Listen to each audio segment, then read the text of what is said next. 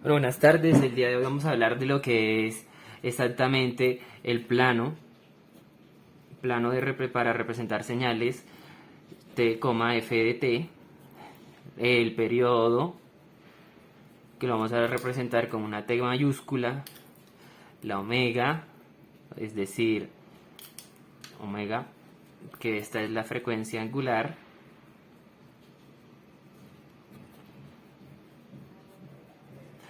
esta es la frecuencia angular, el periodo y algo que vamos a representar con una f, que es la frecuencia en hertz. Perfecto, esta va a ser f. Vamos a averiguar la relación que hay entre estos conceptos en una señal sinusoidal. Entonces vamos a hacer una señal sinusoidal. Tiene aquí amplitud A. Aquí está en 2pi, en pi y 2pi. Y sabemos que pues aquí es A en pi medios y es menos A en 3 pi medios. Estos dos puntos pues son de interés porque aquí en estas es menos A, en esta es A y aquí es 0. Bueno, tenemos entonces la señal A seno de t.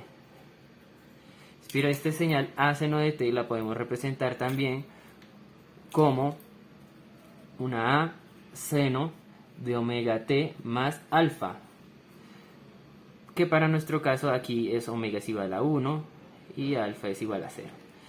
Entonces seno de t es seno de omega t más alfa con omega igual a 1 y con alfa igual a 0. Ahora bien, continuamos diciendo que podemos hacer una transformación de la variable independiente. Una transformación de la variable independiente. Que podemos llamar escalamiento. El escalamiento consiste en manipular los valores de omega y solo nos van a interesar los rangos cuando omega es mayor que 1 y cuando omega está entre 0 y en 1. O sea, nunca es 0 y nunca es 1 porque si omega es igual a 0 les tenemos una señal constante, porque si no es 0 es 0. Entonces, bueno, pasamos a analizar estos dos casitos. Omega, si omega es mayor que 1, entonces tenemos que la señal aumenta la frecuencia angular, es decir, que va a tener la misma amplitud, pero pues va a ser una señal más corta, más por decirlo así, va a ser un ciclo más rápido. En este caso lo hizo en pi medios, entonces ahí podríamos averiguar cuánto es omega en este caso. Y tenemos otro caso cuando omega está entre 0 y 1. Aquí, ¿qué quiere decir? Que omega puede ser 1, 2, 3,5, 5.3 y así y para arriba hasta los megas, teras, lo que uno desee.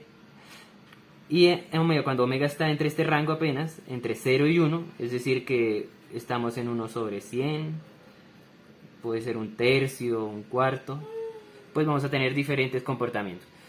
Primer comportamiento, si omega es mayor a 1, como lo dijimos, va a aumentar la frecuencia, y si omega está entre 0 y 1, entonces nuestra señal ahora va a tener una frecuencia mucho más lenta. Entonces vamos a tener con la misma amplitud A, pero una frecuencia mucho más baja. Entonces son los dos casos, aquí frecuencias muy altas, frecuencias muy bajas. Vamos a hacer entonces ahora una relación de lo que es el corrimiento en el tiempo. Corrimiento en el tiempo es cuando solo vamos a tener dos casos. Aquí, sí, bueno, ustedes me dirán, bueno, y cuando omega es menor que 0. En este caso ya estamos en el conjunto de los reales negativos. Entonces, aquí en este caso esto se le llama inversión. Una inversión en el tiempo. Si estamos, por ejemplo, tenemos una señal seno de omega t más alfa con omega negativo, entonces decimos que esto puede ser un número negativo. En el caso de nuestra señal sinusoidal, que donde a omega es igual a 1, entonces ya no va a ser 1, sino que sería menos 1 por t más alfa. Entonces, como vemos, es menos t. Esto significa que la señal exactamente se invierte. Y bueno, entonces continuamos. Tenemos escalamiento, inversión y también el corrimiento en el tiempo. Es decir, cuando alfa es mayor que 0 o alfa menor que 0. Entonces aquí tenemos que tener cuidado si vamos a decir que nuestra señal es seno a seno de omega t más alfa. Si tenemos seno de omega t más alfa, entonces si omega es mayor que 0, es decir, que es un número positivo, entonces tenemos seno de omega t más alfa, que significa que es una señal que está adelantada en el tiempo, con omega mayor que 0. Entonces tenemos nuestra señal sinusoidal de referencia, que la que hicimos anteriormente. Esta señal es seno de t porque termina aquí en 2pi. Y si tenemos una señal más alfa con alfa mayor que 0, entonces tenemos que la señal va a empezar antes porque está adelantada en el tiempo. Entonces la misma altura y va a terminar antes. Va a terminar aquí. Entonces está adelantada en el tiempo. Si tenemos una señal atrasada en el tiempo, es decir, con alfa menor que 0, tendríamos a seno de omega t. Entonces, como alfa es negativo, ahora queda menos alfa. Y pues tenemos que tener en cuenta que pues alfa ya vamos a reemplazarlo por un número, podría ser de menos 6, con alfa igual a menos 6. Con alfa igual a menos 6. Entonces ya sabemos que va a estar lo contrario. Si aquí se adelantó con alfa mayor que 0, ahora entonces con alfa menor que 0, lo que va a pasar es que se va a atrasar en el tiempo. La misma amplitud. Y pues empieza después, termina después. Eso sería lo que llamamos corrimiento en el tiempo, que una señal se adelante o se atrase en el tiempo. Muy bien, ahora vamos a hablar de lo que es periodo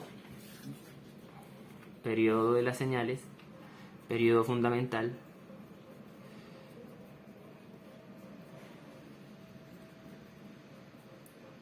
Entonces el periodo fundamental t es un número más pequeño posible para que una señal en el que una señal se repite.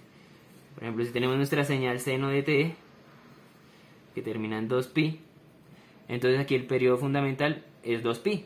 Pero si tenemos una señal diferente, por ejemplo, si tenemos seno de omega t más alfa,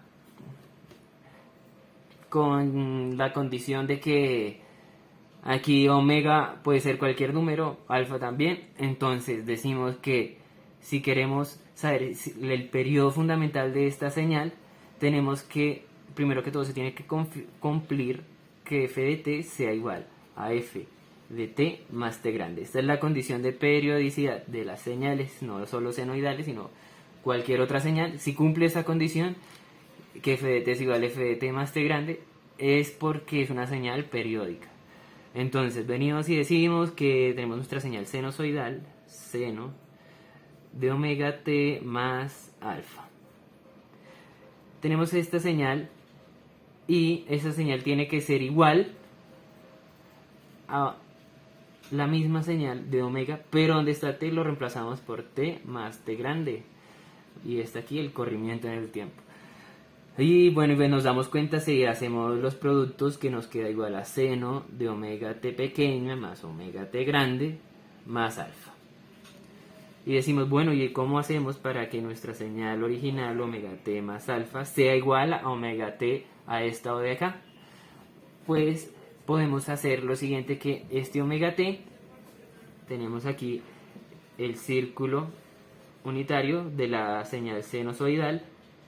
Y si por ejemplo tenemos un valor arbitrario y le sumamos a esto 2pi, pues va a dar una vuelta completa y estará en ese mismo valor. Entonces podríamos asumir si omega t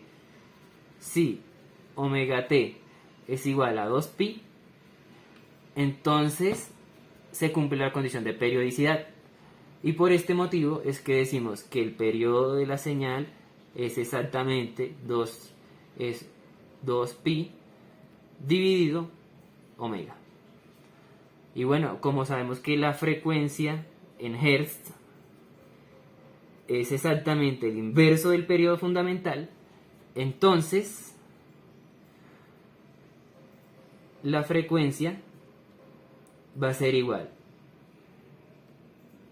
a exactamente el inverso de lo que era el periodo. Entonces es omega dividido 2pi. Y por esto decimos que omega es igual a 2πf. Aquí ya sabemos cuánto vale omega, esto es fundamental. Omega, entonces por este motivo omega es igual a 2πf, debido a que el periodo fundamental de la señal es exactamente 2pi sobre omega.